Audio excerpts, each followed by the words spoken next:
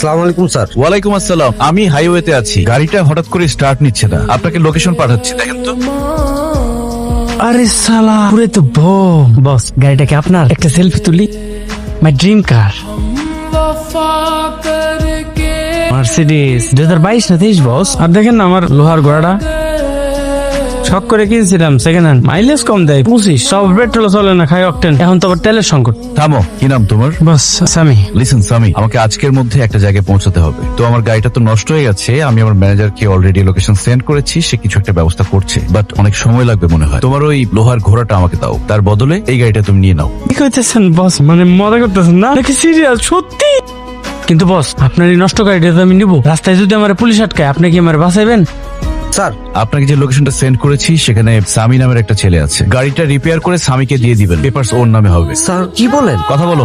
আপনি জানেন আপনি কার সাথে কথা বলতেছেন? উনি হচ্ছেন এনএফ গ্রুপের মালিকের একমাত্র ছেলে। উনি যা চায় দিয়ে দেন, আপনার তো কপাল খুলে গেছে। ওকে, থ্যাংক ইউ ভাইয়া। আচ্ছা বস, একটা কথা জিজ্ঞেস করি, আপনি যেখানে যাচ্ছেন সেই জায়গার মূল্য কি আপনার গাড়ির চেয়েও বেশি? কি আছে সেই জায়গায়? ভালোবাসা।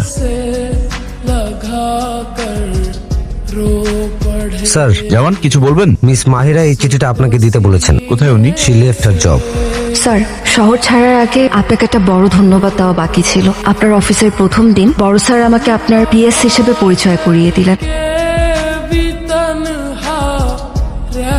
আমিও কেবল একজন পিএস হিসেবে আপনার সাথে ছিলাম, কিন্তু আপনার কারণে আমি একজন মানুষ হিসেবে সম্মান পেয়েছি। কাজের ফাঁকে আড়াল থেকে আপনার সে খেয়াল রাখা কিংবা আমার বারণ শুনে অবলীলায় সিগারেটটা ফেলে দেওয়া বুঝিয়ে দিত যে এই ব্যস্ত শহরেও আমার অস্তিত্ব কারো কাছে মূল্যবান। মাহিরা, জি স্যার। চলেন কফি খেয়ে আসি। স্যার, হাতে এখন অনেক কাজ। কাজ পরে করে যাবে। আস। হয়তো ভাবছেন অফিসের লোকজনের আড়ালে বলা কটু কথা শুনে আমি ভয় পেয়েছি। আরো কথা আমি গায়ে মাখি না, তবে আমি চাই না আমার জন্য আপনার সম্মানে বিন্দুমাত্র আঁচ লাগুক। এই শহরে আমার থাকার প্রয়োজন ফুরিয়েছে ঠিকই, কিন্তু আপনার দেওয়া ওই সম্মানটুকু আমার জীবনের শ্রেষ্ঠ প্রাপ্তি হয়ে থাকবে। রায়ান, কি হয়েছে তোমার? না, তেমন কিছু না। তেমন কিছু না মানে নিশ্চয়ই বড় কিছু। মাহিরা চলে গেছে তাই না? তুমি জানো 25 বছর ধরে আমি এই অফিসটা চালাই। কে কাকে কফি খাওয়ায়, কে কাকে সিগারেট ছাড়ায়, সব আপডেট কিন্তু আমি পাই। তোমার হোয়াটসঅ্যাপে মাহিরার ঠিকানা দিয়ে দিয়েছি। কি করবো এটা দিয়ে? যার পাশে দাঁড়িয়ে তুমি হাসো, যার সামনে তুমি সিগারেট ফেলে দাও, সেই মানুষটাকে তুমি এত সহজে যেতে দিবে? ভালোবাসলে ধরে রাখতে হয়। আমি কি তাহলে যাবো তুমি বলছো? অফকোর্স মাই সান। জানো, আমি তোমার বয়সে তোমার মায়ের বাসার সামনে 3 দিন দাঁড়িয়েছিলাম। একদিন তো সারাদিন বৃষ্টিতে ভিজেছি। তারপর আবার কি, আমাকে বৃষ্টিতে ভিজতে দেখে তোমার মা আমার প্রেমে পড়েছিল।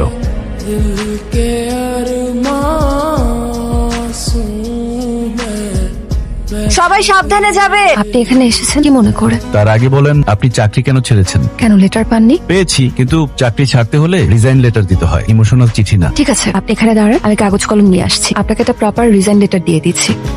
আমি জানি আপনি কেন পালিয়েছেন। আপনি আসলে আমার প্রেমে পড়ে গেছেন, সেটা সামলাতে না পেরে এখানে বটতলায় বাচ্চাদের কবিতা শেখাচ্ছেন। প্রশ্নই উঠে না। চোখে চোখ রেখে বলেন কিছুই না। দেখুন রায়ান স্যার, এটা আপনার গুলশান বনানী না, এটা গ্রাম। এখানে ছেলে মেয়ে একসাথে ঘুরলে হাজারটা চোখ তাদের উপর নজর রাখে। আপনি দয়া করে এখান থেকে চলে যান। আপু জলদি আসো, বাহিরে উঠানে আস্ত একটা ইউএফও ল্যান্ড করেছে। বলেছিলাম না এত সহজে যাব না। মাহিরা মা, তুমি কি ওনাকে চেনো? আসসালামু আলাইকুম আঙ্কেল আন্টি, আমার নাম রায়ান, আপনাদের মেয়ের অফিসের সিইও। টেনশন নেবেন না, আপনাদের পারমিশন ছাড়া এক পাও ঘরের ভেতর দেবো না, এটাই ম্যানেজ করে নিব। লক্ষণ তো ভালো দেখছি না। তোমরা এখান থেকে যাও তো। আপনি প্লিজ আপনার শহরে ফিরে যান। সরি। আপু বাহিরে উড়াধুরা ঝড় বৃষ্টি হচ্ছে, দেখে আসি না ভাইটার কি অবস্থা।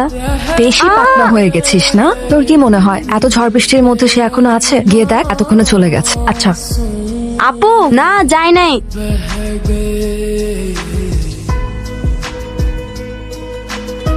আপনি যত দ্রুত সম্ভব এই বাড়ি ছেড়ে চলে যান।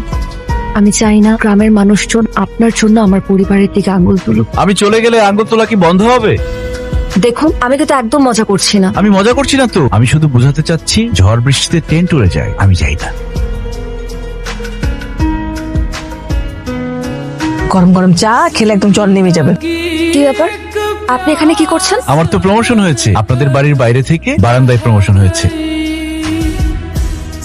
আবার বৃষ্টি আসবে মনে হয়। স্নেহা, তোমার আপু তো ছাতা নিয়ে যায়নি তাই না? না। বাসায় ছাতা আছে? হ্যাঁ। দাও তো একটু। আচ্ছা।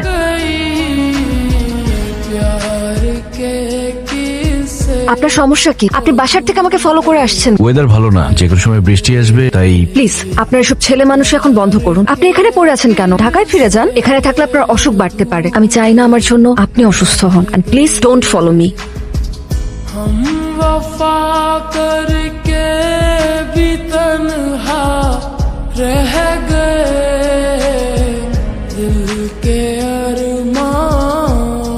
স্নেহা, কি হচ্ছে এসব?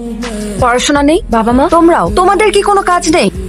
কেউ হয়তো তার সব কাজ ফেলে রেখে চলে আসতে পারে, কিন্তু তাই বলে তোমাদের তো বেকার বসে থাকার কোনো কারণ নেই। যে যার কাজ করো গিয়ে। হ্যালো মাই ডিয়ার সান, কেমন আছিস? বাবা, তোমাকে বলে বোঝাতে পারবো না। I am living the best time in my life. আমি খুব এনজয় করছি, বাট আই মিস ইউ বাবা। বলিস কি? তাহলে চলে আসি এখনই। আরে না না, এখন আসার সময় হয়নি। আমি চাই সময়টা হোক। শোন, ডায়মন্ডের রিং আর মিষ্টি বক্স কিন্তু আমি রেডি করে রেখেছি। থ্যাংক ইউ বাবা। ওয়েলকাম মাই সান। কত করে কেজি? 100 টাকা। হাফ কেজি দাম। হায় রে, কি দিনকাল যে আসলো।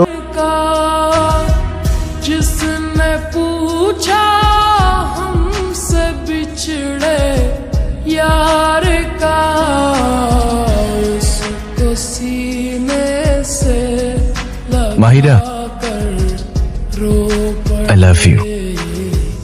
उसको सीने से लगा कर।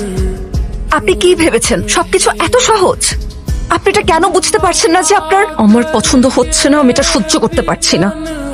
আপনি আমার বস ছিলেন, সেখানে থাকলেই ভালো হতো। আমার ব্যক্তিগত জীবনে ঢোকার অধিকার আপনাকে কে দিয়েছে? আপনি দয়া করে আমাকে নিয়ে কোনো স্বপ্ন দেখবেন না। আপনার এখানে আশা, এই নাটক, এসব বাড়াবাড়ি, এগুলো আমার আর সহ্য হচ্ছে না। So please leave right now. Uncle aunty, যে কয়টা দিন আপনাদের সাথে ছিলাম আমি কখনো ভুলবো না। আপনারা আপন করে নিয়েছেন বলে চলে যেতে খুব কষ্ট হচ্ছে। যেখানে আমার থাকার কারণে আরেকজনের অস্বস্তি হয়, সেখান থেকে চলে যাওয়াটাই সম্মানের। আপনারা ভালো থাকবেন। जिंदगी एक प्यास बन कर रह गई। হ্যালো বাবা। হ্যাঁ বাবা, কোথায় তুই? আমি আসছি। মাহিরাকে সঙ্গে নিয়ে? না বাবা, মাহিরা আসবে না। মানে? পরে বলবো, আমি ফোন রাখি। রায়ান, রায়ান তুই যেখানে আছিস ওখানে থাক, আমি আসছি। দেখুন, আমার ছেলেটা একটু জেদি, বাট ওর অন্য কোনো ইন্টেনশন ছিল না। আমি চাই আপনাদের যদি কোনো আপত্তি না থাকে, আপনাদের মেয়েটাকে আমার বাড়ির লক্ষ্যবধূ হিসেবে নিতে। রাজি না থাকার তো কোনো কারণ নেই। রায়ন অনেক ভালো ছেলে। স্যার, আপনি? আমি এখানে তোমার বাসায় তোমার স্যার কিংবা বস হিসেবে আসিনি। আমি এসেছি রায়ানের বাবা হিসেবে। রায়ান তোমাকে ভালোবাসে। আমি চাই যে তোমাদের বিয়েটা হয়ে যায়। স্যার, আপনি বড় মানুষ, আমি আপনাকে অনেক সম্মান করি, কিন্তু তারপরেও আমি এই প্রস্তাবে রাজি হতে পারছি না। কেন মা? কোনো সমস্যা থাকলে আমাকে বলো। আমি তোমার বাবা মার সাথে কথা বলেছি, তারা তো রাজি। আমি তো রাজি না, আর আমি ওনাদের সন্তান না। ওনারা আমার শ্বশুর শাশুড়ি। আজ সন্ধ্যায় ঢাকা থেকে কাঠমান্ডুতে অবতরণের সময় ফ্লাইট এই যান্ত্রিক ত্রুটির কারণে রানওয়েতে আছড়ে পড়ে আগুন ধরে যায়। এই বিমানের আনুমানিক 100 যাত্রী সহ পাইলট আবরার মাহমুদ নিহত হয়েছেন। আপনার ছেলে হয়তো আমার এই অতীতের কথা জানতোই না, জানলে আমাকে ভালোবাসতে পারতো না। তুমি তো ভুল ভাবছো মা, রায়ান সব জানে। তোমার অতীতের প্রতিটা কান্নার গল্প রায়ান জেনেই তোমার কাছে এসেছিল। ও তোমাকে জানতে দেয়নি এই কারণে যে ওর ভালোবাসা যেন তোমার কাছে করুণা মনে না হয়। এত বড় কোম্পানির হিসাব যে মানুষ মেলাতে পারে, সে কি নিজের ছেলের জীবনের হিসাব না মিলিয়ে পাঠায়? আমি তোমাদের ব্যাপারে সব জানতাম। তোমাকে তো কখনো আমরা ছেলের বউ হিসেবে দেখিনি। নিজের সন্তানের মতো তোমাকে আমরা এই বুকে আগলে রেখেছি। নিজের সন্তান হলে তাকে কি আমরা এভাবে নিজেকে শেষ করতে দিতে পারতাম? তুমি যাও, রায়ান তোমার জন্য অপেক্ষা করছে। আমি জানতাম না মেঘের আড়ালে এত সুন্দর রোদ লুকিয়ে থাকে। তোমার ভালোবাসা সেই রোদ যা আমার অন্ধকার আকাশকে রাঙিয়ে দিয়েছে।